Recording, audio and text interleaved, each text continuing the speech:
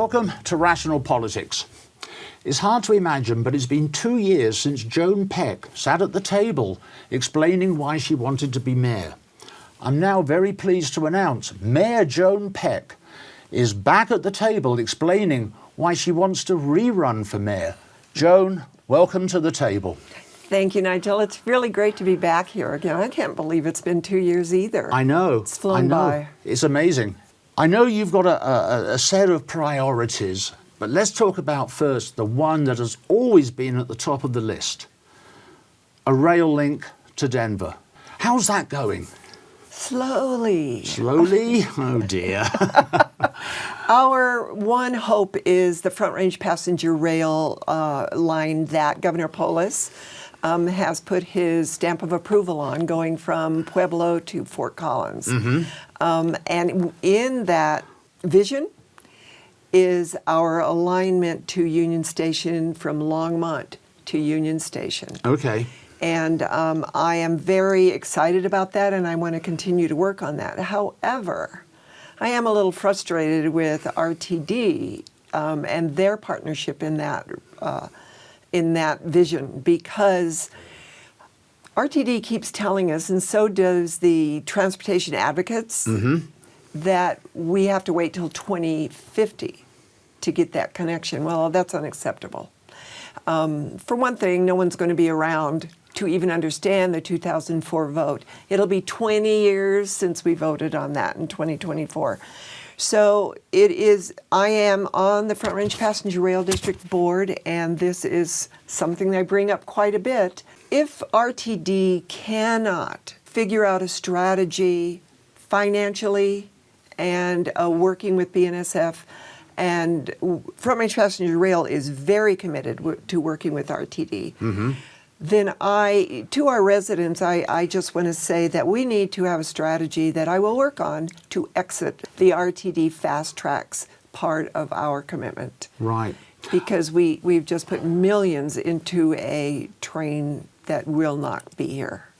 I think it's a great shame because, I for one would know that if there was train service between Longmont and Denver, I would be going down to Denver far more often. Theatre, etc., etc., etc. Yep, so would I. I hate travelling on buses, but a train, you can just sort of sit back, look out the window if you want to, and it just you've got nothing to worry about, basically. Exactly, but it also addresses our greenhouse gas emissions, our CO2 emissions, our Vision Zero vision, and buses just don't hit that mark unless they can afford to have all electric buses. And so far, we're not there. So it's kind of funny how that's turned full circle, because growing up in England, I remember London and Bournemouth and all the major cities, they all had electric buses. Yes. Because they all ran on the two tramline things up in the air. Exactly. I bet they're kicking themselves now for getting rid of all of that. I think that's true. So it's interesting how we're trying to go back to it. To that. Yes. Yeah. Lessons learned. Okay, so that's got that covered. Bit of a disappointing news in a way, but I can understand it because you're dealing with so many different people on this topic. It is, and it's more of a political issue than it really is a finance issue. Yes. But you know what's really hard, Nigel, is working it alone in Longmont. If I'm reelected, I want a working group of residents in the county to address this with me. I am being a Brit. It's been hard. Being a Brit, and I would do anything I can to help you. Being a Brit, I know what good rail travel is like. It's amazing. We do have the governor behind both Front Range Passenger Rail District as well as RTD. If they don't get it working until 2050, I'm just pushing up the daisies by then.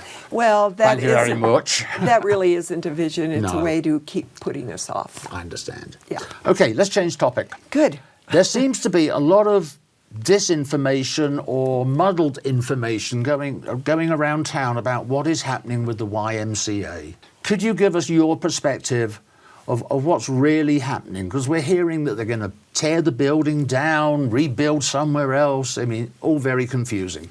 It is confusing. About a year ago, the executive director of the YMCA, which includes all of the North, including Wyoming, contacted me, and then I contacted our city manager, and we had a discussion that the Y is changing the way they do business. Oh, okay.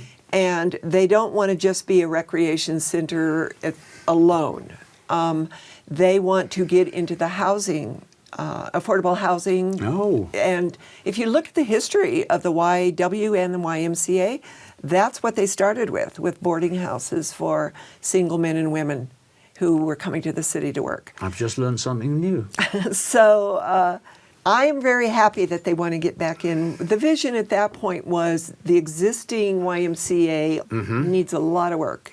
Did you know it was the manufacturing plant for all those houses that were built around there? Oh, really? Yeah, so they turned a manufacturing place into the Y. It's old, it needs help, the roof needs help, the swimming pool needs help.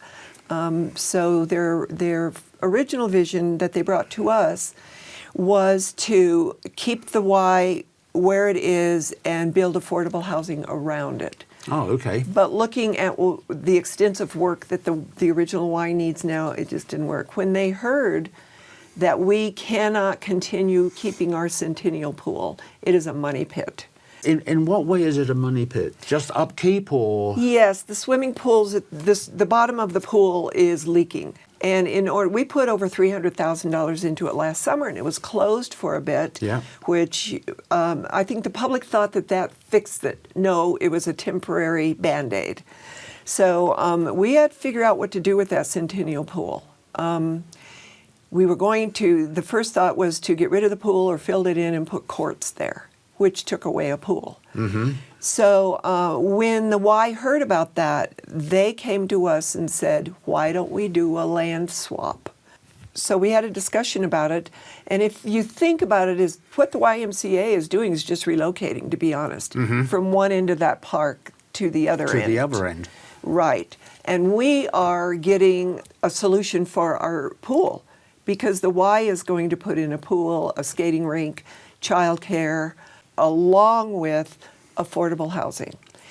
So it'll be a land swap, but their affordable housing will be part of our Longmont Housing Authority. So we can take $12 million to put into that effort as well. And with the cost of land, that's a good deal for the city because $12 million for land today is very, very inexpensive. Yes. So will they keep the whole Y complex working until the other Y is built? Yes. So nothing's going to change along those lines. So correct. Once they've made the transition, right, they've now got a brand spanking new swimming pool, basically where it is today, and then you guys will start working on the old YMCA building. Right. We probably have to take it down. Bulldozers at the ready. There you go. So I know that it's very confusing because they think that we're giving $12,000 to the Y. 12 million. 12 million. Oh, I'm glad you corrected me. But really, we're investing it with the Y into affordable housing. That the Longmont Housing Authority will then take over it and run. And the reason that's really good is that all authorities, affordable housing authorities, have access to so many federal grants and loans, whereas the general developer sometimes does not. I also know that homelessness is also one of your absolutely high priorities. How's it been going over the last couple of years trying to solve that particular issue? Well, and I had talked to our city manager about this for a couple of years, actually, that as soon as I got elected, I got a little working group together to help me research what is going on with homelessness in Colorado, what's available to us. What the public doesn't understand is that we are constrained by federal law to not just get rid of homeless people, because there are a lot of people that just say, kick them out. We can't by federal law. In order to do that, when we approach a homeless person, either through our outreach programs or just residents we have to be able to offer them a bed. Ah, okay. And if they refuse and we have a bed available for them and they refuse, then we can say you cannot stay here. But we cannot just kick them out. Right. So that's a constraint. So what I did with this group that I got together, we researched, we toured facilities that had different solutions, like pellet homes or wraparound service apartment buildings, and realized that Longmont does not have the land to put something on. So I worked closely with the city staff, and we gave them a presentation of what we found and how could they be worked in and included. Knowing that we don't have the land, we convened 2 events with the faith community and invited churches to come in and help us solve this problem with Excellent. a menu of things they could Yes. help with. A group of churches within those has gotten together and looking at the issue, because we can't do it alone. No. Homelessness will never go away. No. No, it's been here since the beginning of time. Yes. So for us to solve it is not, we're never going to solve it. You will never ever solve it, but all you can hope to do is alleviate some of the issues surrounding it. Right. We also have quite a few children that are homeless, but they're couch surfing. We have children living with their families in cars. This is part of why we are pushing affordable housing so hard. Good. I think it's important for a town like Longmont to look at every aspect of society and try and help that fit into Longmont. I mean, I've lived in Longmont now since when, 92. Mm-hmm. I love Longmont. Thank you. It's a I great, do it's a too. great little town. It really is. I know. Just don't over-urbanize it. Well, we only have so much land. That is true. Yeah. That is true. So we're good. Now, I am going to plead guilty on the next item. Okay. It's something that I had never ever considered. But COVID hit us 3 years ago, and a majority of people said, I'm not going out. I'm going to sit here and order everything online. And I never realised it. I never put 2 and 2 together. That hurts you as a council because it means you're not getting sales tax revenue. That is so correct. I'm glad you brought that up. How is there a solution to Yes. this? Well, you know, whenever you order online, does it ask you for your zip code? No. But it knows my zip code, obviously, because it's going to be delivered. They are supposed to be collecting taxes per your zip code. Because like Longmont has, what, 4 zip codes? Or Yeah, something like that, 3 or 4. yeah.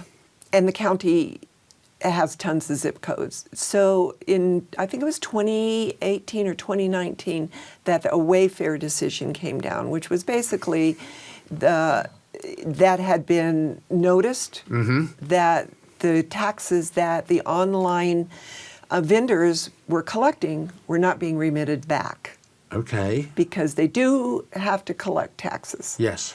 And so the Wayfair decision came down and said that if an online business is at a certain threshold, they need to remit taxes. Right.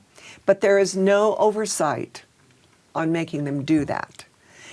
But the Colorado has opened an online portal, and through that portal they collect state taxes and as many vendor taxes as they can.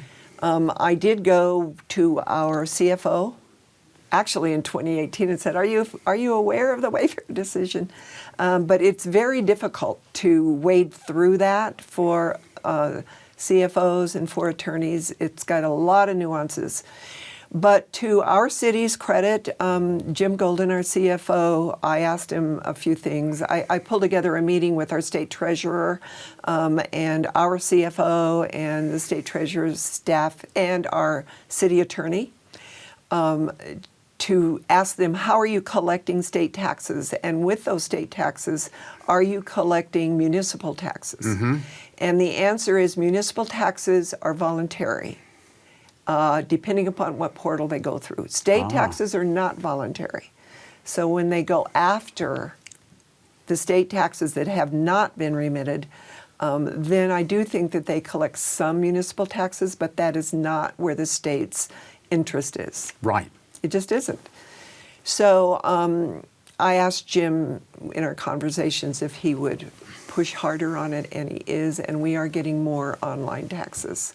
So we've been working on it. It's a constant. It's going to be there. It's a new paradigm. Absolutely. People aren't going, which is why we have empty storefronts, Yes. because they cannot collect. I was saddened to see the cutest little shop in Longmont had to close down. I know. Oh, what a shame. That was such a great little place. I know. So we're pushing local taxes. I mean, shop local Yeah. a lot, but you know, that wanes after a while. People have busy lives and they can sit on their lunch hour and order stuff for their kids. Right. I mean, when we were talking before we started recording the show, I said, I mean, do I really want to have to go to Target, to Walmart, to wherever, to try and find something, or do I jump on to my computer? That one. 15 seconds versus an hour. Oh, yeah, if you can find parking, right? Yeah. So But there's 50, I'm going to continue to there's work 50 on that. There's 50% spare spaces, so parking's not an issue. Sorry, I had to have a little go on that one. Let's change a little bit, because I know the town is really interested in putting together a performing arts centre, putting together a rec centre, and also to build a library, I guess that's away from the main library, a sub-library.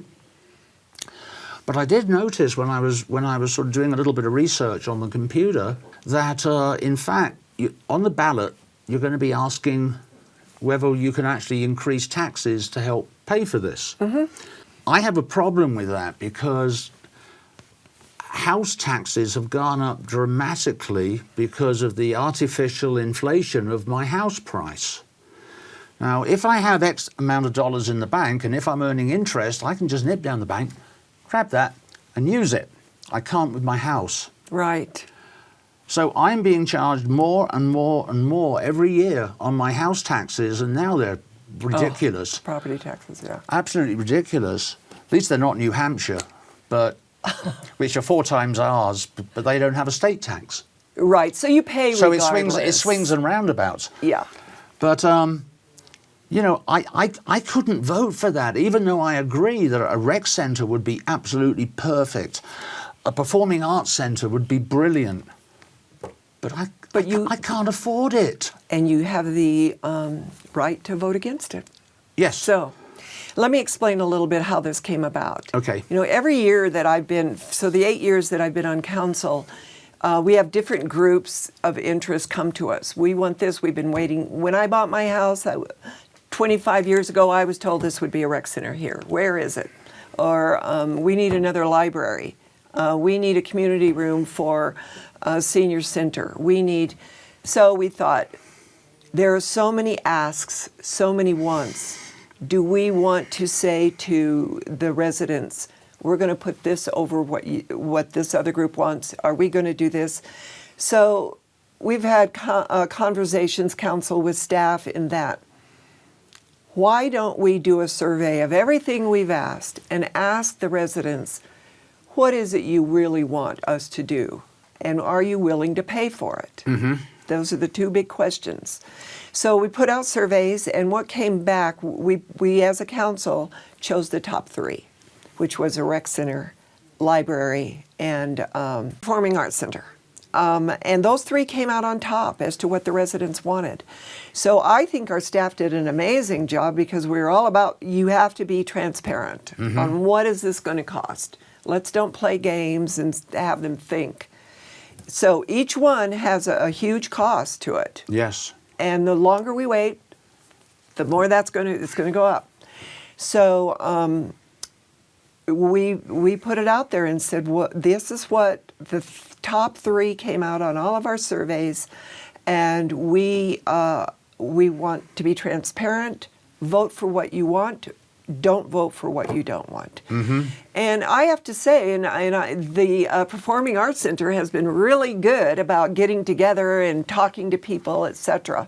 And I think that if you don't want something, you can do that as well. You can get together and say, I don't want this for this, because it is going to be the majority vote. That's democracy.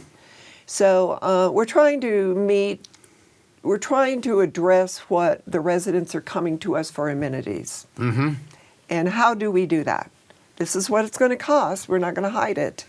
And the timing is bad. We had no idea that when the Gallagher amendment went down on the vote, that's when our property taxes escalated. Yes. So the timing is bad, but, you know, and I asked our city manager, shouldn't we put this off for a year at least? And what's coming down next year could possibly be a reason as to why to not. Oh, okay. I mean, there's so many things happening next year. We thought, well, let's just ask people. But I do want to say, as far as some of these things, I've heard from people in my age limit is that I don't use that. Why should I vote for it? You know, when my family moved here when I was 29 years old, shortly within that time frame, a ballot issue came up to build a senior center. Mm-hmm. Now, I could have said, well, I'm never going to use the senior center for another 30 years. I may not even live here. Why do I want to do that? No, I understood that a community that has all kinds of age ranges in it, yes, all kinds of philosophies, etc., I want that in my community. Mm-hmm. So I voted for it. And then my mom stayed with us, lived here for 20 years. When she was elder, she used that dang senior center all the time. And who would have thought? Yeah, I mean, a community center can be so useful, providing it's well organized. It can also provide a place for kids to go in the summer holidays. So when you talk about a community center, I'm sorry to interrupt you, but I need to make this distinction. Ah, okay. It would be in the rec center. Oh, okay. Nothing separate, not a separate building. So, well, that makes sense. Yeah, of course. That makes sense. But the idea of somewhere for kids to go when they've got so much spare time on their hands in, say, a summer holiday is always good. Yeah.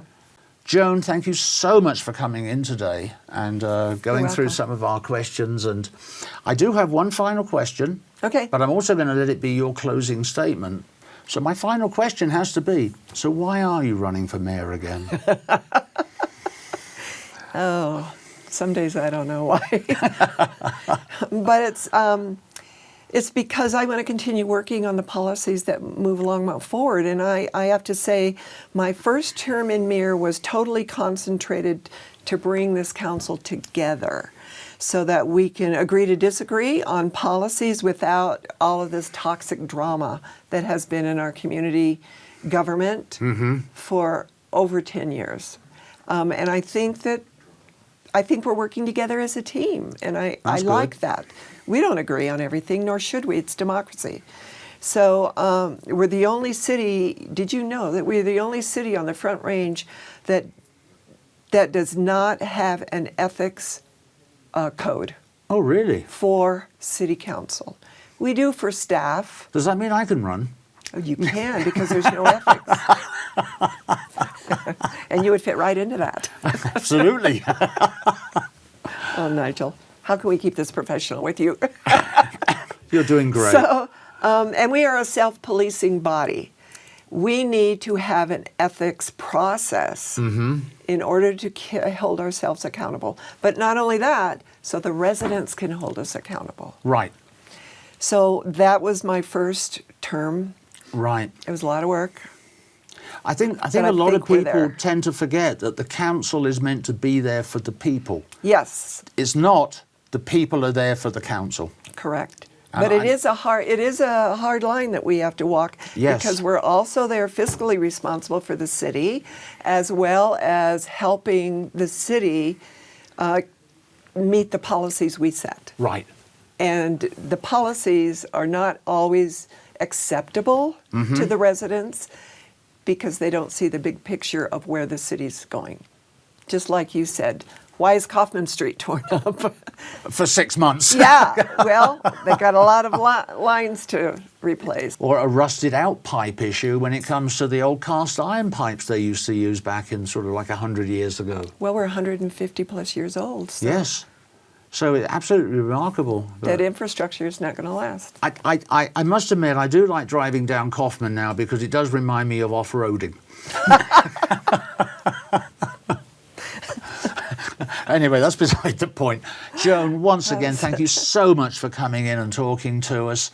I'm hoping we can get you back at the table sometime in the near future to talk about ballot issues, because the last time you did that, you really made it understandable. Because the way they write these things, sometimes just one word can change the whole meaning of what they were after. Right. And you were able to actually give us the absolute, this is what it really means, in language that we could understand, and that's so important. Thank you. I'd be glad to do that. Excellent. And are you willing to tackle some of the state ballot questions? Sure, because they affect us. They're very much so. Yeah. Okay, great. Okay. Joan, once again, thank you so much for coming down here to the Captain's Lounge. It's an absolute pleasure chatting with you. Madam Mayor, thank you. Thank you. How many people call you that? I've been around so long, they just call me Joan. I like Madam Mayor. Everybody, thank you so much for tuning in to this Rational Politics. I'm Nigel Aves, your host. Thank you all. See you next time here at the table. Goodbye.